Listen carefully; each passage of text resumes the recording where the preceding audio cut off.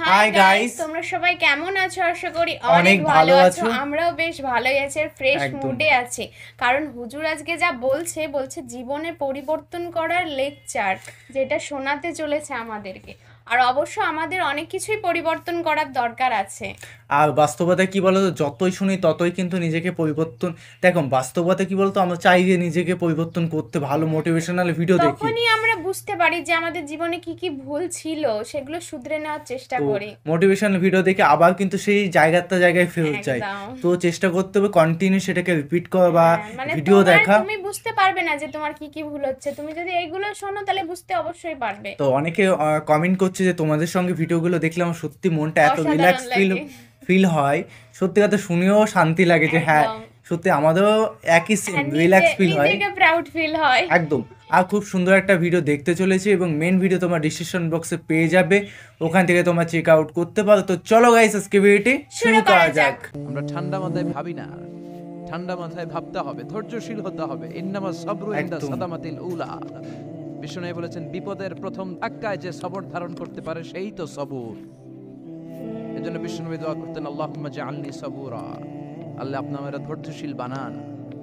ওয়া জাআলনি শাকুরা, আপনি আমার শুকরগুজার বান্দা বানান। বিশ্বনবীর যে ধৈর্যশীল, বিশ্বনবীর যে শুকরগুজার পৃথিবীর কেউ আছে? কথা বলেন। নেই। এমন তাবৎ কোনো অত্যাচার নাই যে অত্যাচার বিশ্বনবীর উপর করা হয় নাই। বিশ্বনবী মক্কার জামিনে যখন দাওয়াত দিতে লাগলেন, ওনারে পাগল বলা হতো, বলা হতো তুমি পাগল, বলা হতো মোহাম্মদ একটা কবি, বলা হতো মোহাম্মদ হচ্ছে গণক। বিশ্বনবী যখন রুকু দিতেন, সিজদায় চলে যেতেন, উটের পচা নারী ভুরি এনে বিশ্বনবীর কাঁধে ফেলে রাখা হতো। বিশ্বনবীর গলার মধ্যে কি রশি অবস্থা। ধরে টান দেয়া হতো। কয়েকবার বিশ্বনবীর এই ঘাড়ের এই চামড়া ছিঁড়ে গিয়েছে, একবার চাদর টান দেওয়ার কারণে, আরেকবার রশি টান দেওয়ার কারণে। বিশ্বনবী কিছুই বলেন নাই, ক্ষমা করে দিয়েছেন। যেই মক্কার আমারটাই সবথেকে বড়। শত্রুরা বিশ্বনবীকে মক্কা থেকে বিতাড়িত করেছেন এবং যেই রাতে উনি হিজরত করলেন, মাইগ্রেট করলেন, উনি কেঁদে কেঁদে আবার যায়, আবার ফিরে তাকায়, মাতৃভূমির মায়া ছাড়তে পারছেন না। আর বলছিলেন মক্কা তু আহাব্বুল বিলাদ ইলাইয়া, মক্কা আমার কাছে সবচেয়ে প্রিয় শহর। লাউলা উখরিজতু লামা খারাজতু মিনহা, আমার যদি বের করে না দেয়া হতো এই শহর থেকে, আমি কোনোদিন এই শহর থেকে বেরোতাম না। এত ভালোবাসতেন বিশ্বনবী মক্কাতুল মুকাররমাকে, ধৈর্যশীল ছিলেন। এত অত্যাচার অনাচারের পরে যখন মক্কা বিজয়ের ক্ষণ আসলো, এই মক্কাকে বিশ্বনবী করতলগত করে দিল কে? ফাতে মক্কা হলো। বিশ্বনবী চাইলে পিষে পিষে প্রতিটা কাফের মুশরিককে শেষ করে দিতে পারতেন, ঠিক কিনা? কিন্তু বিশ্বনবী বললেন লা তাসরিবা আলাইকুমুল ইয়াউম ইযহাবু আনতুমুত তুলাকা, কোনো রিভেঞ্জ চলবে না আজকে, কোনো প্রতিশোধ নাই। একেবারে বড় যুদ্ধাপরাধী যারা, মারাত্মক যারা অফেন্স করেছে, তাদেরকে শাস্তির আওতায় আনা হবে, বাকি সবাইকে আমি ক্ষমা করে দিলাম। In the long history of the world, there is no instance of magnanimity and forgiveness which was showed by our beloved Prophet Muhammad when all of his enemies laid under his feet and he forgave them one and all. পৃথিবীর ইতিহাসে এরকম নজির কোথাও পাওয়া যায় না, যাকে এত অত্যাচার করে বিতাড়িত করা হয়েছে, নির্বাসন দেয়া হয়েছে, হিজরতে বাধ্য করা হয়েছে। তিনি যখন ওই শহরকে আবার বিজয় করলেন, কাউকে আঘাত করলেন না, আগুন জ্বালিয়ে শহরটাকে জ্বালিয়ে দিলেন না, ওদের বংশকে নির্বংশ করলেন না, বরং মুচকি হেসে উনি বললেন যাও, ক্ষমা করে দিলাম।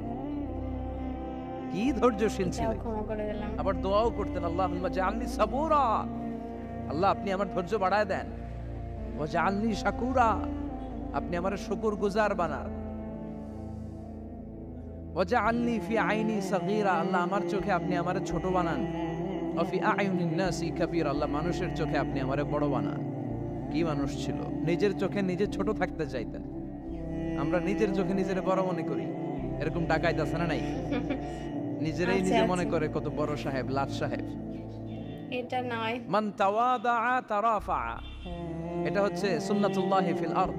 মান তাওয়াদাআ তারাফা, যে নিচে নেমে থাকতে চায় আল্লাহ ওরা টেনে উপরে উঠা, আর যে খালি উঠতে চায়, হিংসা করে, অহংকার করে, তাকে উপরে টেনে ঠেলতে নিচে চায়, নামায়। ওরা নিচে নামায় দেয় কে? সাইয়েদনা আদমকে আল্লাহ বললেন, আদম সাল্লিমা আলা উলাইকান নাফার লাম্মা খালাকাল্লাহু আদম ওয়া কানা তুলহু 60 যিরাআন নিচে নেমে গেলে যে উপরে ওঠে, আর উপরে উঠতে চাইলে যে নিচে নামে। উদাহরণ দেখেন, আদম আলাইহিস সালামকে তৈরির পর আল্লাহ বললেন, আদম সাল্লিম আলা উলাইকান নাফার, এই ফেরেশতাদের সালাম দাও। কি দাও? দাও, সালাম দাও। কোনো প্রশ্ন নাই, আল্লাহ সালাম দিব কেন? ফেরেশতারা আমারে দিব না কেন? আমি আগে দিব কেন? কথা আছে কোনো? যেই সালাম দিলেন, কোশ্চেন সালাম দেওয়ার সাথে সাথে ওনার মর্যাদা বাড়িয়ে দিল কে? এত মর্যাদা বাড়ালেন যে নূরের ফেরেশতারা মাটির আদমকে সেজদা দিতে বাধ্য হয়েছে। চিৎকার করে বলেন ঠিক কিনা?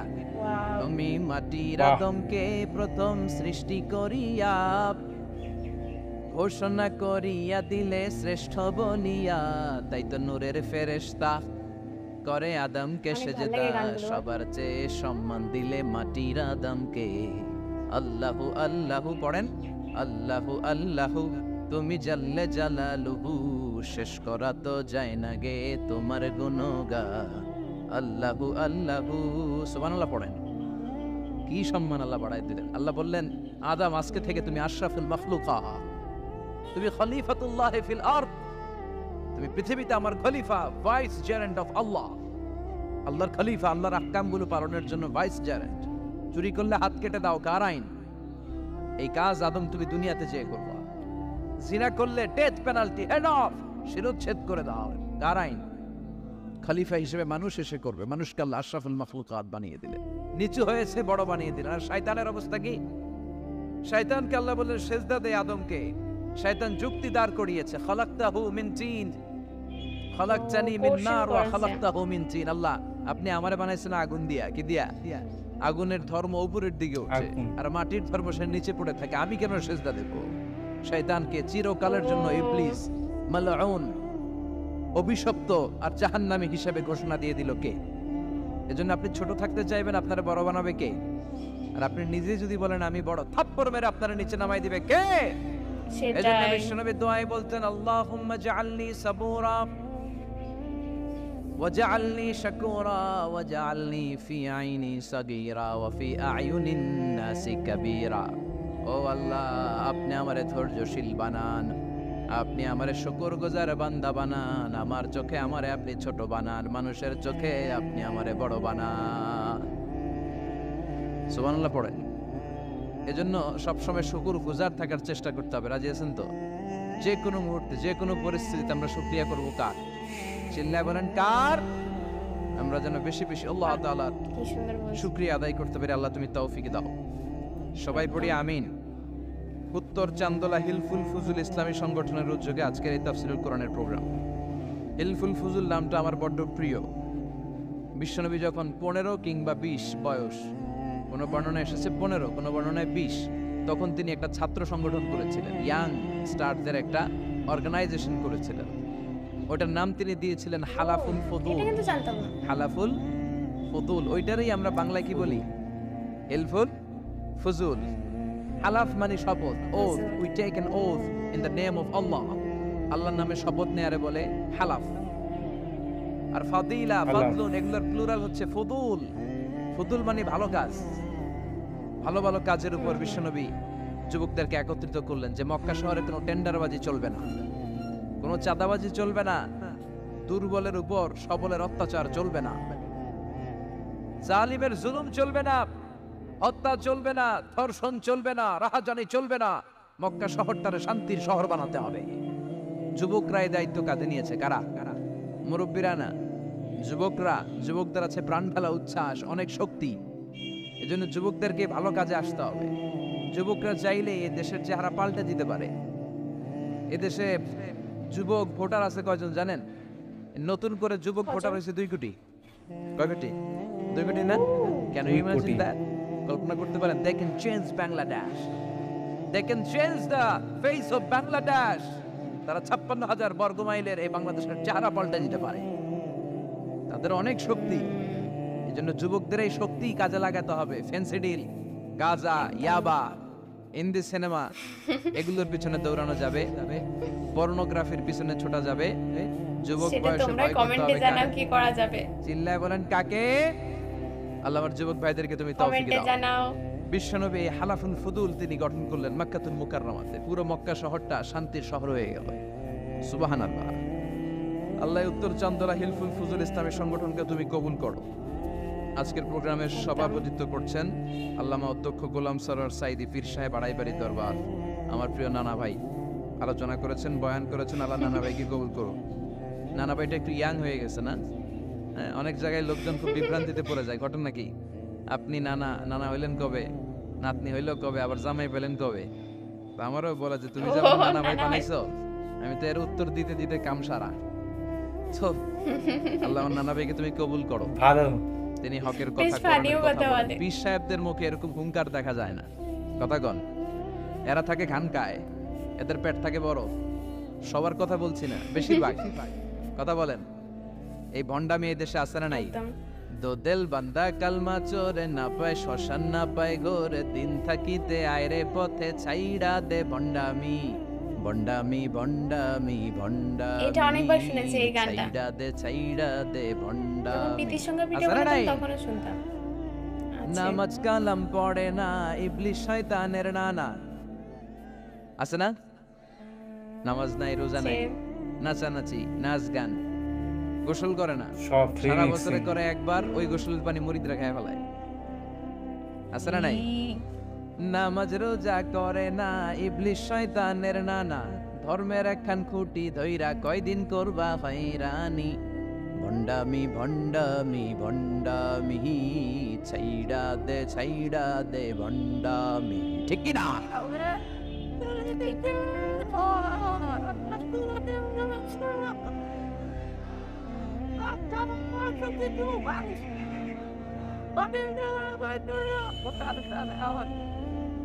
তো এই বন্ড পীর ও পীর, আমার নানা ভাইও পীর। কথা কন, পীরে পীরে পার্থক্য আছে না নাই? একদম পীরে পীরে পার্থক্য আছে, আছে। সেটা কিন্তু দেখা পীর যাচ্ছে। চিন্তা হবে। এদেশে এই পাক ভারতে ইসলাম প্রচারে ওলিয়া উলিয়াদের, পীর মাশায়েখদের অবদানের কোনো শেষ নাই। কিন্তু চিন্তা হবে, কোষ্টি পাথর দিয়ে যাচাই করে নিতে হবে। কারণ এই পীরের আদলে অনেক ভণ্ড এই বাংলার জমিন আছে না নাই? এই ভণ্ডদের সাথে আমাদের কোনো সম্পর্ক নাই।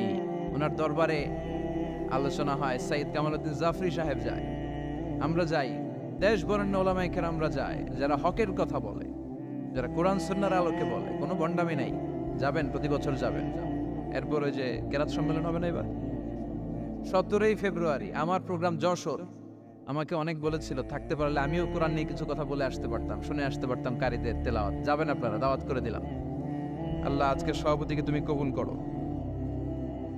তারপরে আজকে কথা বলেছে মাওলানা রফিকুল ইসলাম ভুইয়া সাহেব, আমাদের সভাপতি সিরাতুন নবী ফাউন্ডেশনের চান্দোলার। না, রফিক ভাইরে চিনে না এমন কেউ নাই, এজন্য আর কিছু বলতেছি না তার নামে। আল্লাহ রফিক ভাইরে তুমি কবুল করো। গোলাম কবির চৌধুরী আল আজহারি আসতে পারে নাই, আমার বন্ধু মানুষ, একসাথে পড়াশোনা করেছি। এরপর আমার এক মিতা মিজানুর রহমান আতিকি আমার আগে আলোচনা মিতা? করেছে, আল্লাহ তাকেও তুমি কবুল করো। সালাত নিয়ে কথা বলতেছিলেন। তার মানে একই রকম সালাত। নাম নাকি? আউয়ালু মা ইউহাসাবু মিতা। বিহিল আবদু ইয়াউমাল কিয়ামাতি আস-সালাহ। কিয়ামতের দিন সর্বপ্রথম হিসেব নেওয়া হবে নামাজের, সালাতের। সালাত চিনেন তো? কুরবানির গোশত খাওয়ার মাঝখানে যেটা খায় ওটা, হ্যাঁ? এটারে বাংলায় আমরা নামাজ বলি। কি বলি? নামাজ। বিশ্বনবী ইন্তেকাল করবেন, রূহ বের হয়ে যাচ্ছে, 2-3টা শব্দ বললেন, এর মধ্যে একটা ছিল সালাত। আর সালাত, উম্মতেরা নামাজ, নামাজ, নামাজ ছেড়ে দিও না। আমা মালাকাত ঈমানে। মানুষ ইন্তেকালের আগে শ্বাস বের হয়ে যাচ্ছে, রূহ চলে যাচ্ছে, ওই মুহূর্তে কি জরুরি কথা বলে নাকি ফালতু কথা বলে? সবচেয়ে জরুরি কথাটাই তখন সে বলে যায়, ঠিক কি না? কথা বলেন। বিষ্ণু বলেছিলেন নামাজ। তাহলে এই সালাতের গুরুত্ব আছে না নাই? সর্বপ্রথম এই সালাতের ব্যাপারে in the day of judgement আমাদেরকে প্রশ্ন করবে কে? সালাতে কায়েম করো, সালাতে কায়েম করো, হবে সম্মানী তুমি, হবে জান্নাতি তুমি, হবে সম্মানী তুমি, হবে জান্নাতি তুমি। দিবে কাল হাসরে শীতল ছায়া হারশে আজিম, রব্বিয়াল আলা, রব্বিয়াল আযীম, রব্বিয়াল আলা, রব্বিয়াল আযীম। সুবহানাল্লাহ পড়ে। এজন্য নামাজ, নামাজ, এই নামাজ যাতে মিস হয়ে না যায়। সব মিস হতে পারে, নামাজ মিস হতে পারে না। আল্লাহ তুমি বুঝার তৌফিক দান করো। সাইয়েদনা মুসা আলাইহিস সালাম অত্যন্ত রাগী ছিলেন। উনি একবার এক থাপ্পড় মেরে ফেরাউনের বাবুর্চিকে দুনিয়া থেকে বিদায় করে দিয়েছেন। আরেকবার আরেক থাপ্পড় মেরে সাইয়েদনা মালাকুল মাউতের চোখ বন্ধ করে দিয়েছিলেন। উনি রেগে গেলে ওনার মাথার চুলগুলো ওনার টুপি ভেদ করে উপরের দিকে এরকম খাড়া হয়ে দাঁড়িয়ে যেত।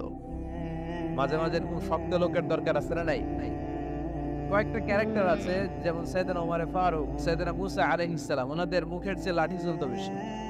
মাঝে মাঝে লাঠি চালানোর দরকার আছে না নাই? আদবের লাঠি সবসময় আছে। মাচায় তুলে রাখলে চলবে না। না ওমরে ফারুকের এমন হাইবাত ছিল, বিষ্ণুনবীর স্ত্রীরাও ওমরে ফারুককে ভয় পেত, মুনাফিকরা ওমরে ফারুককে ভয় পেত, এমনকি শয়তানও ওমরে ফারুককে ভয় পেত। বিষ্ণু বলতেন, ইয়া ওমর মা সালাকা শাইতানু সালিকান ফাজ্জান ইল্লা সালাকা ফাজ্জান গায়রা ফাজ্জি। ওমর, শয়তান যদি তোমারে কোনো রাস্তা দিয়ে হাঁটতে দেখে, শয়তান ওই রাস্তা রেখে দিয়ে অন্য রাস্তা দিয়ে হাঁটে। সুবহানাল্লাহ, রাস্তে বলেন। প্রভু তুমি বলেছ রাসূল দেবে না, বলনি দেবে না ওমর, বলনি দেবে না হামজা তারি, খালিদ বিজয়ী সমর। প্রভু তুমি বলেছ রাসূল দেবে না, বলনি দেবে না ওমর, বলনি দেবে না হামজা তারি, খালিদ বিজয়ী সমর। প্রভু তুমি বলেছ রাসূল দেবে না। আল্লাহু আকবার পড়েন। সত্যি খুব সুন্দর ভিডিও, অসাধারণ অসাধারণ কথা বলতে। মানে আজকে পুরো মাইন্ড ফ্রেশ হয়ে গেল গাইস।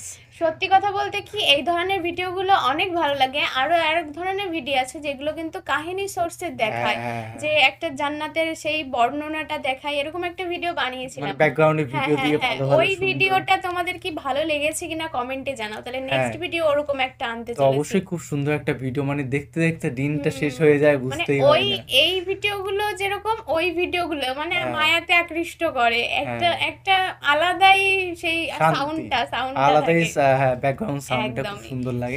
সেই ভিডিওগুলো কি তোমাদের পছন্দ হয় কিনা, অবশ্য কাহিনী কোনো সোর্সে যদি জানতে চাও, হ্যাঁ। কিংবা কোনো সত্যি ঘটনা কাহিনী সোর্সে দেখতে চাও, সেটা আমাদের কমেন্টে জানাতেই হবে একদম। তোমাদেরকে। তো কি ধরনের ভিডিও রিয়াকশন চাই সেটাও সেটা কমেন্টে কমেন্টে জানাও, মানে জানিয়ে দিও। ইসলামিক ধরনের সব রকম ভিডিও আনতে একদম। চলেছি। তো নতুন ভিডিওতে দেখা হবে, এরকম ভালোবাসা দিতে একদমই। থাকো। তো চলো guys, bye bye, tata. Take care.